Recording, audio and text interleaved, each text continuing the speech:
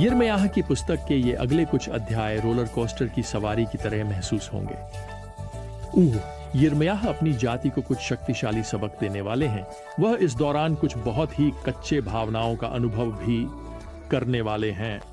यह यिर्मयाह के लिए गुलाबों का बिस्तर नहीं होने वाला है। वह ऊपर नीचे महसूस करेंगे जैसे कि वह रोलर कोस्टर की सवारी हो।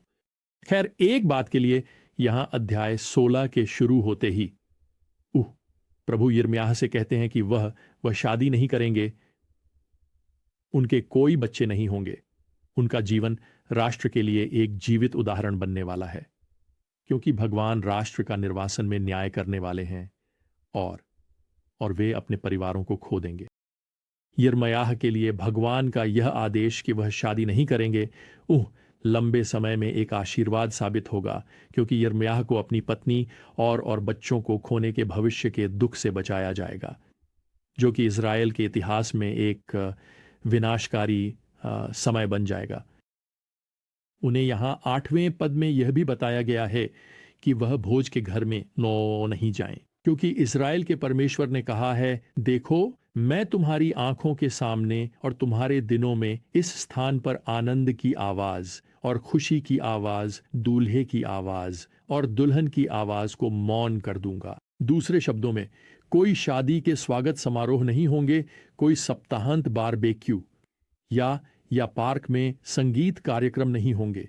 हंसी और खुशी की आवाजें बंद हो जाएंगी। आप देखेंगे जब लोग बंदी बनाकर ले जाए जाएंगे, और अगर वे यह पूछना चाहते हैं कि यह न्याय क्यों आ रहा है, तो यिर्मयाह अब उन्हें प्रभु से उत्तर देने जा रहे हैं।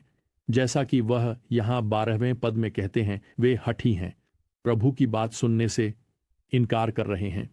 अब आश्चर्यजनक रूप से इस भयानक चित्र के बीच प्रभु कुछ आश्वस्त करने वाले आशा के शब्द देते हैं। यह न्याय उनका या अंत नहीं होगा। भगवान अब उन्हें एक राष्ट्र के रूप में भविष्य में दूर देखने के लिए कह रहे हैं, और वह उन्हें यहाँ 15वें पद में बताते हैं, मैं उन्हें उनके अपने देश में वापस लाऊंगा जो मैंने उनके पिताओं को दिया था। अब यह भविष्यवाणी करता है मसीहा के भविष्य के राज्य की ओर पृथ्वी पर। यह अभी होना बाकी है। अब इस तथ्य के बावजूद कि यिर्मयाह के दिनों में यहूदा पर न्याय अपरिवर्तनीय है, व्यक्तिगत इज़राइलियों के लिए यह व्यक्तिगत निमंत्रण है। प्रभु यहां अध्याय 17 में व्यक्तिगत इज़राइली से बात करते हैं। 5वें पद में, शापित है वह व्यक्ति जो मनुष्य पर भरोसा करता है और मांस को अपनी शक्ति बनाता है, जिसका हृदय प्रभु से दूर हो जाता है। अब 7वां पद, परंतु धन्य है वह व्यक्ति जिसका भरोसा प्रभु है। वह उस वृक्ष के समान है जो जल के पास लगाया गया है। अब क्यों कोई यहूदा के लोगों की तरह प्रभु से दूर जाने का चुनाव करेगा? क्यों कोई अपने आप पर भरोसा करेगा, बजाय इसके कि वह प्रभु पर अपना भरोसा रखे?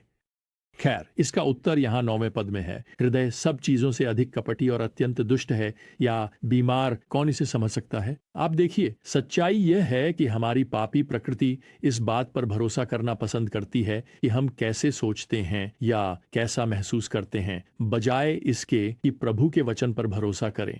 और हमारे हृदय इतने कपटी हैं, यिर्मयाह इसका मतलब है कि हम खुद को विश्वास दिला सकते हैं कि हम सही हैं जबकि हम गलत हैं। हम किसी भी चीज को सही ठहरा सकते हैं। हम खुद से ऐसी बातें कह सकते हैं, मैं घमंडी और अहंकारी नहीं हूं, मैं बस, आप जानते हैं, मैं आत्मविश्वासी हूं। मैं गुस्सैल व्यक्ति नहीं हूं, मैं बस, आप जानते हैं, मैं अपनी भावनाओं के साथ स्वतंत्र हूं, मैं चुगलखोर नहीं हूं, मैं बस, आप जानते हैं, मैं अपनी बात कहता हूं, मैं भौतिकवादी नहीं हूं, मैं बस, आप जानते हैं, चीजों में अच्छा स्वाद रखता हूं, मैं अनैतिक नहीं हूं, मैं बस वही हूं जो मैं हूं, और अगर मैं खुश हूं तो मैं सही ही हूं।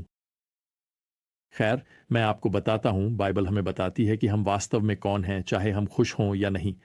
हमारे दिल धोखेबाज और अत्यंत दुष्ट हैं। मेरे दोस्त, आपको आईने में देखना चाहिए और उस व्यक्ति से कहना चाहिए जिसे आप वहां देखते हैं, तुम पर भरोसा नहीं किया जा सकता। आप देखिए हम खुद को कैसे देखते हैं, और जीवन में जो निर्णय लेते हैं उन्हें परमेश्वर के वचन द्वारा निर्धारित किया जाना चाहिए। खैर, अब अध्याय 18। और 19 में हम देखते हैं कि यिर्मयाह दो वस्तु पाठ प्रस्तुत कर रहे हैं और दोनों में मिट्टी के बर्तन शामिल हैं। मैंने पढ़ा है कि हिब्रू शब्दावली में 30 से अधिक शब्द हैं जो मिट्टी के बर्तनों से संबंधित हैं। यिर्मयाह के दिनों में निकट पूर्व में मिट्टी के बर्तनों का निर्माण एक प्रमुख उद्योग था और उन्होंने अपने जीवन काल में कई बार उस कुम्हार की कार्यशाला के पास से गुजरा होगा, इसमें कोई संदेह नहीं। लेकिन इस विशेष समय में भगवान उन्हें वहां भेज रहे हैं ताकि वह और करीब से देख सकें। अध्याय 18 इस प्रकार शुरू होता है। यिर्मयाह के पास प्रभु की ओर से यह वचन आया, उठो, उठे और कुम्हार के घर जाओ और वहां मैं तुम्हें अपने वचन सुनाऊंगा। इसलिए मैं कुम्हार के घर गया और वह अपने चाक पर काम कर रहा था, और जो बर्तन वह मिट्टी से बना रहा था वह कुम्हार के हाथ में खराब हो गया और उसने उसे फिर से एक और बर्तन में बदल दिया, जैसा कि कुम्हार को अच्छा लगा। खैर, प्रभु यहां अपनी बात को बहुत स्पष्ट कर रहे हैं। जब यिर्मयाह इसे राष्ट्र को सुनाते हैं, वह उनसे 6ठे पद में कहते हैं, हे इस्राएल के घराने, क्या मैं तुम्हारे साथ वैसा नहीं कर सकता जैसा इस कुम्हार ने किया है? जैसे कुम्हार के हाथ में मिट्टी होती है, वैसे ही तुम मेरे हाथ में हो।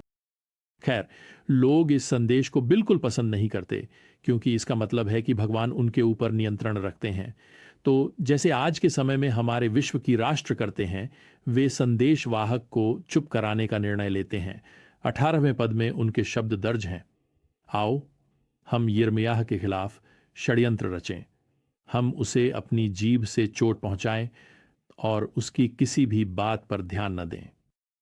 दूसरे शब्दों में वे यिर्मयाह का मजाक उड़ाने वाले हैं, उसे अनदेखा करने वाले हैं, वे उसे चुप रहने के लिए शर्मिंदा करने की कोशिश करेंगे। और वैसे दुनिया आज भी ऐसा ही कर रही है ना? वे कह रहे हैं, आप जानते हैं, चलो संदेशवाहक को चुप करा दें क्योंकि वह हमारी पार्टी में खलल डाल रहा है। हम अपने पाप को चाहते हैं, हम अपने पाप से प्यार करते हैं, हम परिणामों के बारे में नहीं सुनना चाहते, हम यह नहीं सुनना चाहते कि भगवान प्रभारी हैं, कि हम उनके प्रति उत्तरदायी हैं, हम इस पल के लिए जीना चाहते हैं यार, हम सप्ताहांत के लिए जीना चाहते हैं, हम अगले पापमय आनंद के लिए जीना चाहते हैं। आप देखिए, दुनिया के लोग अपनी नैतिकता के बारे में अपनी मृत्यु के संदर्भ में नहीं सोचते। अब यहां अध्याय 19 में यिर्मयाह एक और वस्तु पाठ प्रस्तुत करते हैं। वह मिट्टी के बर्तन से बना एक फ्लास्क लेते हैं और नागरिक और धार्मिक नेताओं को हिन्नोम की घाटी में उनके साथ शामिल होने के लिए आमंत्रित करते हैं, जहां लोग मूर्ति पूजा कर रहे हैं, और यदि आप कल्पना कर सकते हैं तो यहां तक कि बलि भी। और उस घाटी में यिर्मयाह फ्लास्क को तोड़ देते हैं और उन्हें पद 11 में कहते हैं, प्रभु ऐसा कहते हैं, मैं इस लोगों और इस नगर को ऐसे तोड़ दूंगा जैसे कोई कुम्हार का बर्तन तोड़ता है ताकि उसे कभी ठीक नहीं किया जा सके। दूसरे शब्दों में, न्याय आ रहा है और यह अपरिवर्तनीय है।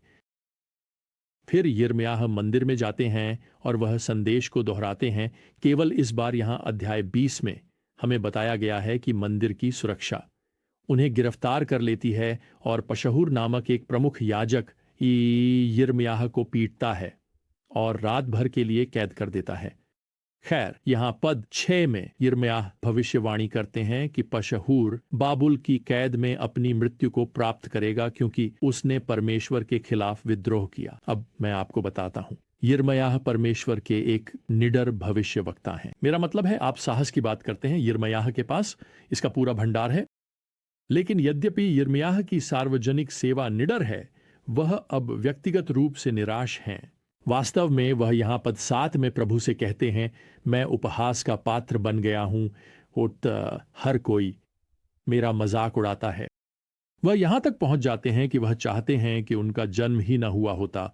वह यहां पद 18 में कहते हैं, ऐसी मेहनत और दुख देखने के लिए।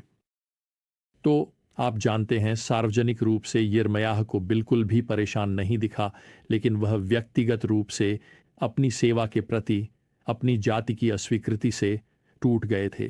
प्रिय यिर्मयाह, वह कोई सुपर संत नहीं थे जो सामान्य भावनाओं और संवेदनाओं से ऊपर रहते थे। वास्तव में जितना अधिक आप उन्हें जानेंगे उतना ही अधिक आप उनके साथ पहचान बना सकते हैं। उन्होंने प्रभु पर विश्वास किया, लेकिन कभी कभी वह प्रभु को समझ नहीं पाते थे, और अब जब उन्हें अस्वीकार और उत्पीड़ित किया गया है तो वह निराश हो गए हैं। वह पराजित महसूस करते हैं।